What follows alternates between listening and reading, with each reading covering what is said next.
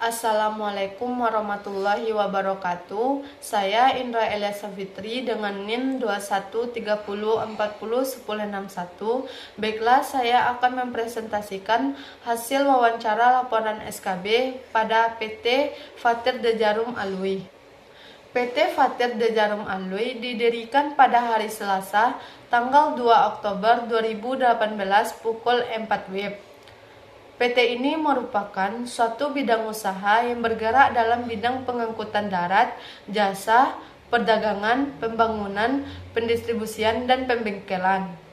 Pemilik utama PT Fatir De Djarum Alwi adalah Tuan Herman yang merupakan salah satu warga negara Indonesia yang lahir di Batu Sangkar pada tanggal 25 Juli 1982 yang berprofesi sebagai wira swasta di Jorong Pabalutan, Nagari Rambatan, Kabupaten Tanah Datar.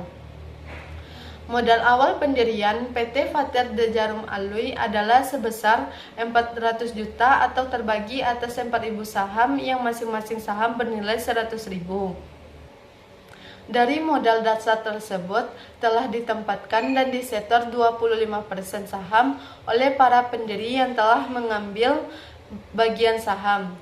Perseroan dapat membuka kantor cabang baik di dalam maupun di luar wilayah Republik Indonesia sebagaimana yang telah ditetapkan oleh direksi dengan persetujuan Dewan Komisaris. PT Fatir De Djarum Alwi adalah perusahaan kecil yang bergerak di bidang transportasi, khususnya travel antar kota. Perusahaan ini memiliki fokus pada pelayanan kepada mahasiswa Dharmasraya dengan harga yang terjangkau dan komitmen terhadap kegiatan sosial.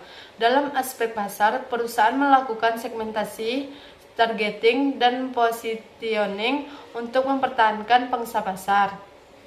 Persaingan di pasar terkait dengan kualitas layanan dan harga dengan PT Fatir De Djarum Alwi memiliki keunggulan dalam harga murah dan layanan tanggap. Visi pada PT Fatir De Djarum Alwi menciptakan perusahaan jasa yang unggul dalam keselamatan, kenyamanan, dan kepuasan pelanggan serta memberikan pelayanan yang memuaskan kepada setiap pelanggan. Yang selanjutnya, misi pada PT Fatir De Djarum Alwi. Yang pertama, membangun hubungan jangka panjang dengan pelanggan merupakan salah satu keunggulan kompetitif. Yang kedua, menjadikan perusahaan yang selalu mengikuti perkembangan zaman, memberikan kenyamanan dan keamanan bagi penumpang yang akan melakukan perjalanan. Yang ketiga, menyediakan layanan jasa serta transportasi dengan kualitas layanan yang terbaik. Yang keempat, selalu meningkatkan kemampuan karyawan dan memperoleh jenis layanan yang inovatif dengan harga yang terjangkau. Dan yang selanjutnya, moto pada PT Fatir De Djarum Alwi. Pelanggan itu adalah raja, pelanggan adalah prioritas utama. Maksud dari moto tersebut adalah diutamakan kenyamanan dan keselamatan pelanggan, fokus utamanya yaitu pelanggan itu sendiri. Struktur organisasi PT Fatir De Djarum Alwi. Direktur perusahaan Herman, Komisaris Endrinal, Sekretaris Eko, Bendahara Rikawati. Karyawan yang pertama Malin, yang kedua Don, yang ketiga Jekri, yang keempat Kilik, yang kelima Andi, yang keempat Vikram, yang ketujuh Al, yang kedelapan Edo. Yang selanjutnya harga tiket travel antar jemput alamat PT Fatir De Djarum Alwi. Yang pertama Batu Sangkar ke Dharmasraya 130.000. Yang kedua Batu Sangkar ke Muara Bungo 150.000. Yang ketiga Batu Sangkar ke Sawalunto 30.000.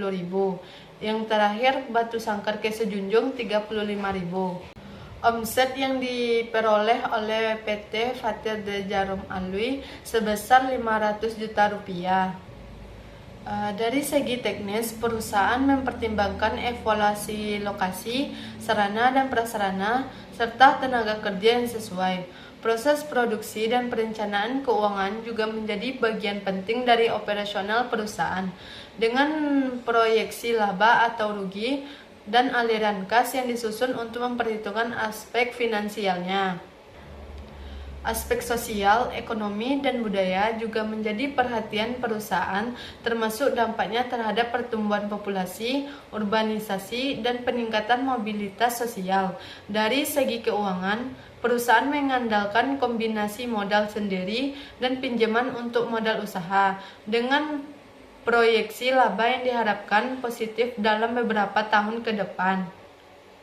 Keseluruhan, PT Fatir De Djarum Alwi memiliki strategi pemasaran yang berfokus infrastruktur yang memadai serta perencanaan keuangan yang matang untuk mendukung operasionalnya dan pertumbuhannya bisnisnya di masa mendatang. Dari wawancara yang dilakukan dapat dilihat bahwa narasumber memiliki bisnisnya dengan baik dan bisnis narasumber menerapkan kriteria gerakan bisnis. Contoh dalam pelayanan, strategi, aspek sosial dan budaya yang dilakukan PT Fatir De Djarum Alwi. Jadi dapat dilihat bahwa bisnis yang dilakukan oleh narasumber layak karena sudah memenuhi poin dari aspek studi kelayakan bisnis. Mungkin hanya itu presentasi dari saya. Saya akhiri dengan wabillahi taufiq wal hidayah. Wassalamualaikum warahmatullahi wabarakatuh.